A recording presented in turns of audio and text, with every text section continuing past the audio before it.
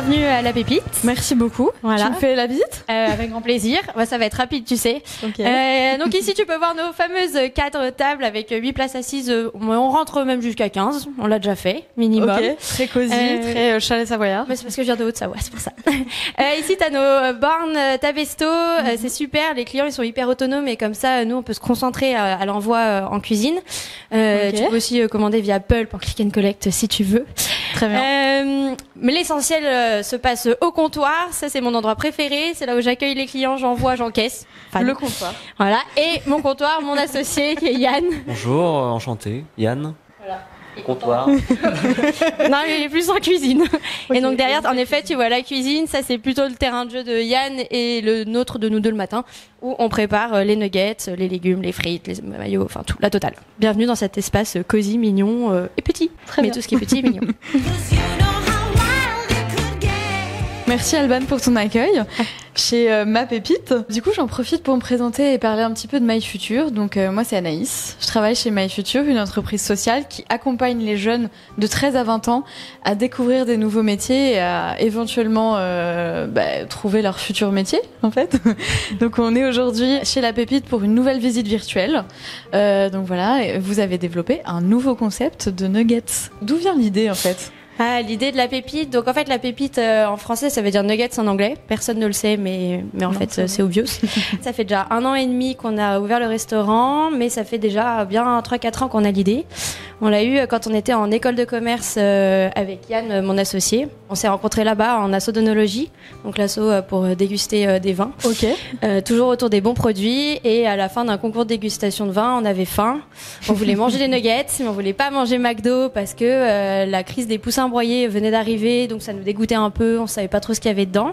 Et quand on a cherché une alternative plus transparente, plus responsable, on n'en a pas trouvé. Et donc, on a commencé à déconner sur l'idée, à créer le concept autour de ça.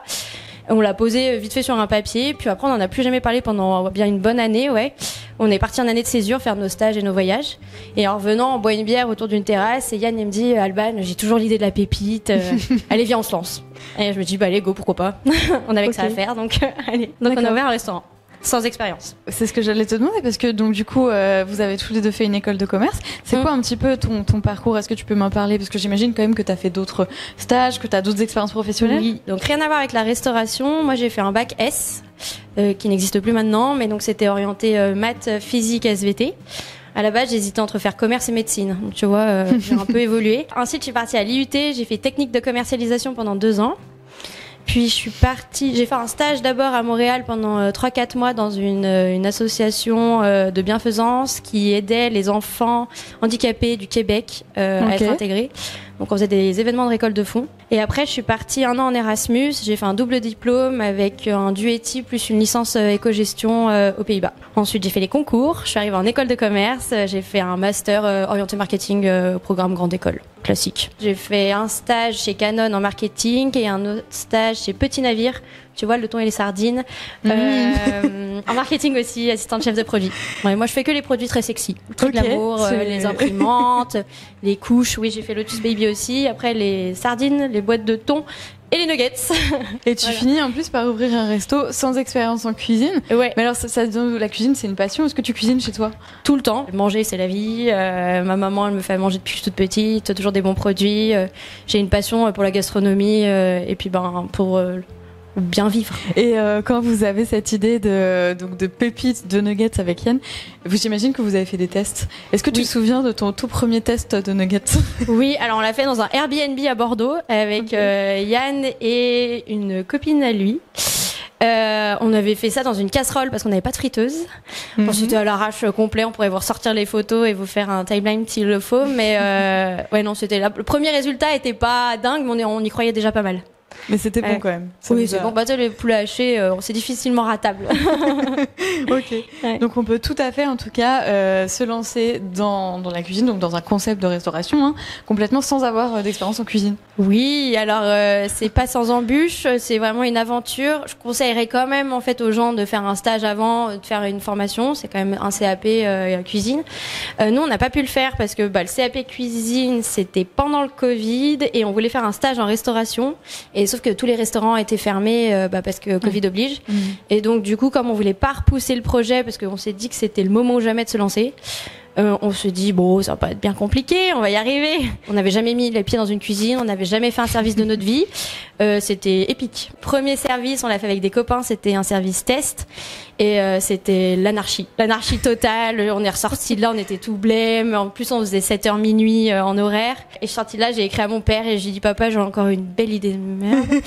Et il m'a dit qu'est-ce qui se passe ma fille, qu'est-ce qui se passe? Et finalement, tu t'es accrochée. Et finalement, ça fait 1 an et demi. Maintenant, on gère un peu mieux. Bon, des fois, on se tape toujours des coups de rush, mais je crois que c'est la vie, c'est comme ça. Vous gérez tout à deux. On Ici. est tout à deux, on fait tout de A à Z, que ce soit la cuisine, la compta, la com, les achats, on fait tout à deux. Alors depuis quelques temps maintenant, on a une jeune fille qui fait les week-ends avec nous. Ok. Ce qui nous permet de nous libérer un week-end sur 2. Et toi, c'est quoi tes tâches quotidiennes? Parce que j'imagine quand même qu'il y a certaines spécificités, que toi, t'es plus sur telle partie. Alors, on produit à 2 les nuggets parce que c'est assez long. On fait à peu près entre 3000 et 4000 nuggets même par semaine maintenant. Donc ça, c'est assez long à faire. Donc on le fait ensemble pour aller plus vite. Mais par exemple, tu vois, Yann est plus sur la partie frites, sauce yaourt. Moi, je fais plus les légumes, la mayo. Les croustites, c'est notre dessert qui est assez laborieux à faire mais qui est très bon et qui marche très bien. On les fait ensemble. Par exemple, il fait la mousse, moi je fais le montage. Enfin, tu vois, on est assez chacun ses tâches, on le sait. On est très complémentaires. Et la partie service? C'est chacun son espace aussi, ça évite de se marcher dessus. Yann il est plutôt en friteuse et moi je suis plutôt en service, en comptoir. Et aujourd'hui, tu dirais que qu'est-ce qui te plaît le plus dans ton travail? Les clients. Moi, je suis fan de mes clients. J'adore la relation client, j'adore leur parler, savoir ce qu'ils font dans la vie. Bon, on n'a pas tout le temps de le faire, mais on a quand même beaucoup de fidèles, beaucoup d'habitués. Je connais grosso modo, peut-être, je sais pas, de 80% de notre clientèle, leur prénom, par cœur, leur commande par cœur, parce qu'ils mangent tout le temps la même chose. Et en vrai, c'est génial, parce que ça fait une petite ambiance de quartier. J'adore. T'es hyper physionomiste. Oui, assez, ça va, je me débrouille. Et tu dirais que pour faire le travail que tu fais aujourd'hui, qui est assez polyvalent finalement, si je comprends bien, tu dirais que c'est quoi les 3 qualités essentielles? Pour le travail ou pour monter une société? Les deux, parce que j'imagine qu'il y a des compétences spécifiques dans les deux tâches. Je pense qu'il faut beaucoup de courage. La lâcheté, ça n'existe pas dans ce métier, faut y aller. La persévérance, parce qu'il y a des jours c'est pas non plus toujours évident entre les grèves. Des fois, t'as des ruptures pendant la nuit du produit et t'en as plus pour le lendemain, donc tu vas chercher du poulet dans tout Paris. En plus, nous, on a eu la grippe aviaire, on a quand même l'inflation, on a la crise. Enfin, tu vois, on vit quand même une période assez compliquée au niveau des achats de matières premières, donc faut être très persévérant. Et l'organisation, je dirais, faut être organisé. Voilà, pour pas se laisser déborder, pour bien manager son temps. Parce que sinon, c'est vrai que... alors maintenant, on fait plus 7h minuit, mais parce qu'au début, on était mal organisé. Mais facilement, on a dû gagner bien 10 heures sur notre semaine en étant plus rigoureux. D'accord. Voilà. Donc, beaucoup d'organisation, finalement. Ah oui, ouais. Sinon, tu peux dormir ici. Hein. il y a toujours du travail, tu sais. Quel conseil tu donnerais à un jeune qui aurait envie de se lancer, de faire la même chose que toi, voire de créer son propre concept de restaurant? Réfléchis pas trop et vas-y. Quand tu te poses trop de questions, tu le fais jamais. Si tu as la capacité de le faire à ce moment T, vas-y, parce que tu sais pas de quoi sera demain fait. Et puis, tu sais, avec toutes les crises, les machins et tout, si tu le fais pas maintenant, tu le feras jamais. Donne tout, vas-y. C'est un beau message. Merci beaucoup, Alban. Voilà, c'est bien. Avec plaisir, merci beaucoup. Et moi, je vais aller tout de suite retrouver Yann, qui doit être juste derrière. Bonjour Yann. Salut Anaïs. Déjà, bravo pour les nuggets parce que j'ai eu l'occasion de goûter tout à l'heure et c'était extrêmement bon. Merci beaucoup. Et du coup, je me demande comment est-ce que vous avez créé les recettes? Ça a été en plusieurs étapes. Je pense que tu as parlé avec Alban de notre première expérience, qui était artisanale mais déjà prometteuse. Pour les recettes, on avait, nous, nos idées. On avait l'idée de la nuggets. Moi, j'aime en manger depuis que je suis petit. Pas dans des très bonnes enseignes, mais j'adore ce produit-là. On a la chance d'être super bien entouré, d'avoir des amis chefs ou sous-chefs qui travaillent vraiment en restauration avec leur CAP et vraiment une expérience, une expertise sur la cuisine plus précise que nous, qui sommes vraiment des débutants. Donc on est arrivé avec nos idées, en leur disant voilà, on veut faire un sandwich avec une sauce comme ci, comme ça, est-ce que tu penses que c'est réalisable? Et eux nous ont conseillé. On a fait ça chez nous, avec nos cuisines de maison, mais on arrive à faire déjà beaucoup de choses avec nos propres moyens, et à la fin ça s'est construit petit à petit, et on a une carte qui n'a pas bougé depuis quasiment 1 an. On a juste une recette qui change chaque mois, et c'est là on l'a fait à 2 avec Alban maintenant, parce qu'on commence à être bien calé. Donc voilà. Ok, et je me suis demandé aussi, vous proposez 7-8 nuggets différents, est-ce que c'est aussi, c'est forcément selon vos goûts à vous? Ouais, bien sûr. C'est lequel ton préféré, toi, par exemple? Bien sûr, bah c'est inspiré par nos expériences, par nos goûts. On a une pépite italienne, par exemple, avec du basilic, du fromage italien. Donc ça, c'est parce qu'on a voyagé aussi un petit peu en Europe. Moi, ma préférée, c'est la classique, la plus basique, vraiment, parce que je trouve qu'on a une recette parfaite, qui croustille bien, qui a pas trop d'artifice, et c'est vraiment ma préférée. Ouais. C'est vrai qu'elle est très bonne. C'est gentil. Et vous faites pas que des nuggets en plus, c'est important de préciser. C'est ça, on est dans un quartier qui est assez vivant. Les gens viennent, on a des habitués qui reviennent même chaque semaine, et c'est important d'avoir un peu une offre assez large. On a des offres véganes, par exemple. Ouais. Comme ça, un groupe de collègues, s'il y a un vegan dans le groupe, tout le monde trouve son compte. On fait des desserts, on fait des sandwichs, on fait des salades. Donc voilà, on a une offre assez complète. Vous travaillez quand même un produit en particulier, donc le nugget, qui est hyper, je trouve, régressif. Est-ce que ça vous donne envie parfois aussi de travailler avec un nouveau produit, je sais pas, par exemple le beignet, ou un truc aussi que vous déclineriez en plein de versions différentes à l'avenir, par exemple? À l'avenir, tout est possible. Nous, on a pas mal d'idées à la minute, voire trop d'idées. Ouais, ok. Après, le tout, c'est de les trier. Là, on est très pris par ce projet-là. On n'a vraiment pas le temps de vraiment. On pourrait pas recréer autre chose maintenant tout de suite, tant que celui-ci est pas autonome. Mais oui, par la suite, pourquoi pas travailler d'autres produits, travailler sur un bar, faire du cocktail, enfin j'en sais rien. Nous on est passionnés de cuisine, de produits, on aime beaucoup sortir, on aime beaucoup découvrir de nouvelles choses. Donc on est toujours inspiré et pourquoi pas. Pas. Est-ce que tu peux me parler un petit peu de ton parcours, de tes expériences professionnelles, comment tu en es arrivé là? Alors parcours un peu pas si atypique. Moi j'ai fait un bac S aussi comme Alban. Bac S, ensuite prépa économique et commercial, option scientifique. Donc prépa plutôt commercial, mais avec un gros socle de maths P, donc tout ça c'était assez intense. Ensuite j'ai passé les concours, je suis arrivé en troisième année, donc 2 années de prépa après le bac et entré en école. 3 ans en école, où j'ai rencontré Alban. Moi j'ai orienté vraiment mon parcours dans le vin. On était à Bordeaux, à Catch Bordeaux, donc une école de commerce à Bordeaux. D'où l'association d'œnologie. Asso d'œnologie, on était en binôme en fait pour faire des concours entre les écoles de dégustation de vin. D'accord. C'était assez sympa. Et j'ai fait un master spé dans le vin, plutôt sur la partie commerciale, mais j'ai fini un master spé dans le vin, en alternance. D'accord, ok. Voilà. Donc pourquoi pas associer vin et nuggets finalement? Ouais, ça marche super bien. En vrai, poulet frit, vin, et même poulet frit, champagne ou vin pétillant, ça marche très bien. Ok. Donc c'est aussi pour ça, voilà, le produit il était toujours au centre de ce que je recherchais. Ensuite, j'ai fait une alternance à Paris, dans une petite start-up en fait, qui replantait du vin à Paris.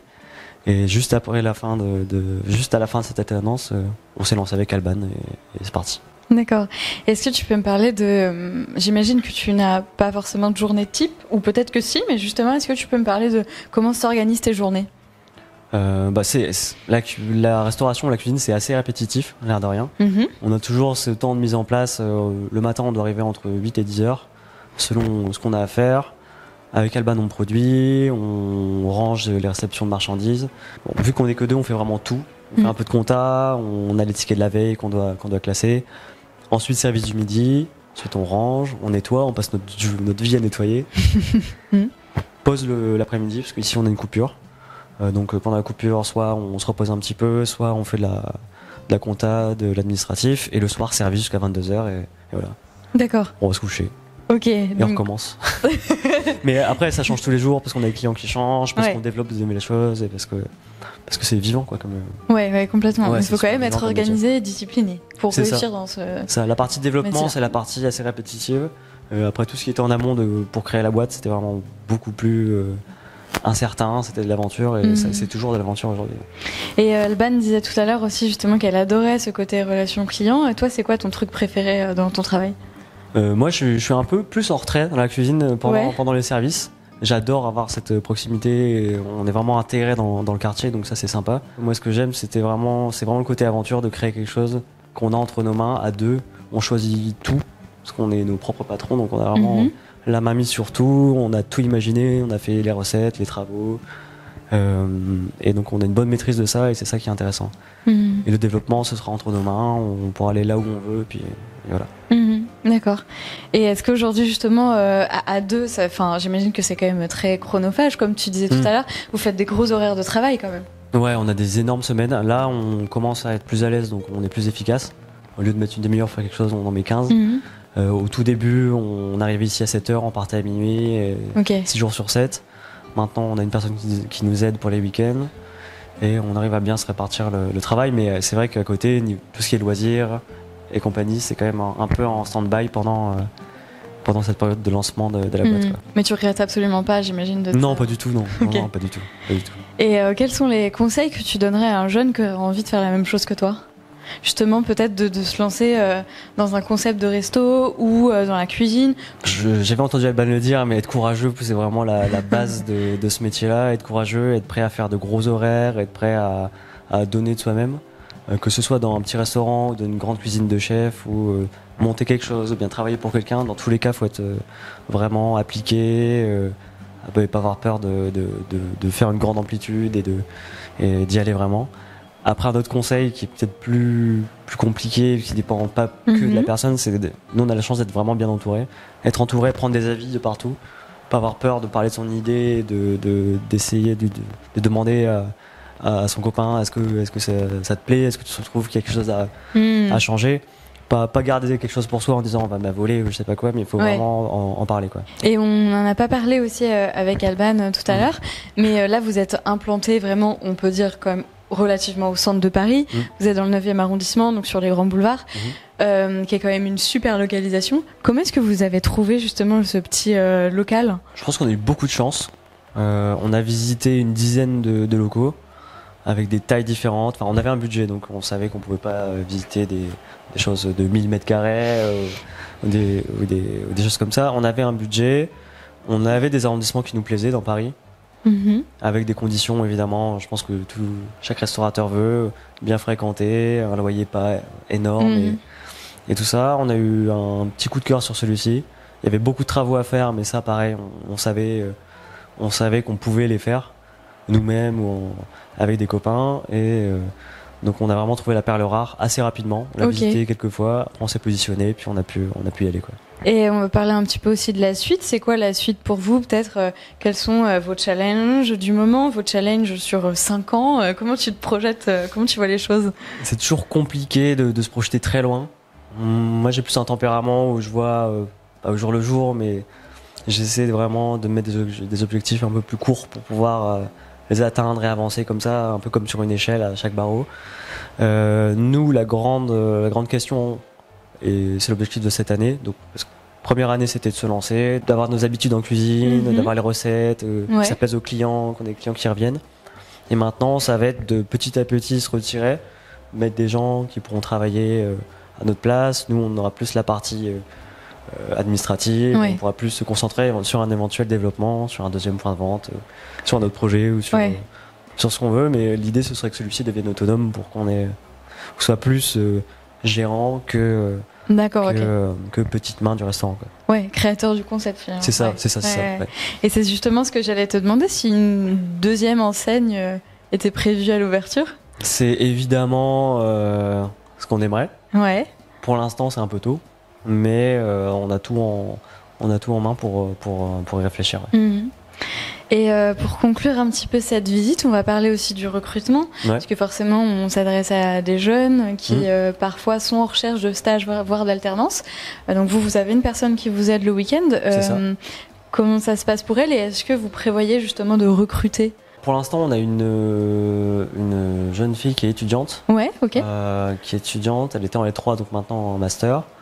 Elle travaille en plus de ses études pour un peu arrondir les fins de mois et pour avoir une activité qui lui rapporte un peu d'argent. Ça a l'air de lui convenir, elle arrive à bien s'équilibrer comme ça. Nous, elle travaille que le soir, le week-end, donc c'est un petit contrat pour l'instant.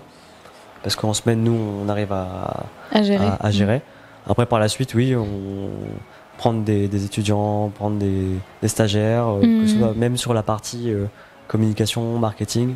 On a une image de marque qui est assez forte et qu'on a envie de développer, donc ça peut être aussi intéressant. Oui, parce que vous n'avez pas forcément que des besoins en cuisine, par exemple. Oui, si le concept se développe, évidemment qu'il y aura beaucoup d'autres postes à pourvoir et à développer.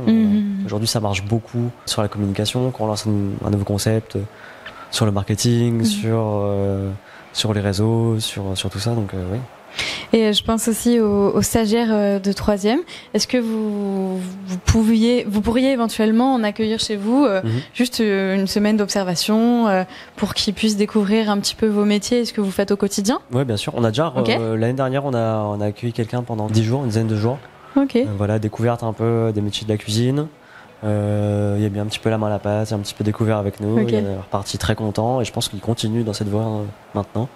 Donc ouais, volontiers. Et est-ce qu'il vient manger vos nuggets? Il vient manger nos nuggets. Il a ramené sa famille. On a réussi à vraiment en plus avoir de nouveaux clients, donc c'est génial. Donc c'est un concept qui plaît. C'est un concept qui plaît, qui est assez universel et qui rencontre un bon succès pour l'instant. Donc on est très content de nous. Ok, et ben en tout cas merci pour ton intervention. C'était très complète. Et en tout cas moi je reviendrai manger des nuggets puisque je n'habite pas loin. Carrément. Et du coup moi je vais conclure cette visite en disant que comme d'habitude n'hésitez pas à poser toutes vos questions sur le chat, on y répondra avec plaisir. Et puis voilà, on se retrouve pour une nouvelle visite virtuelle très prochainement et n'hésitez pas à aller manger des nuggets. Bye, à bientôt.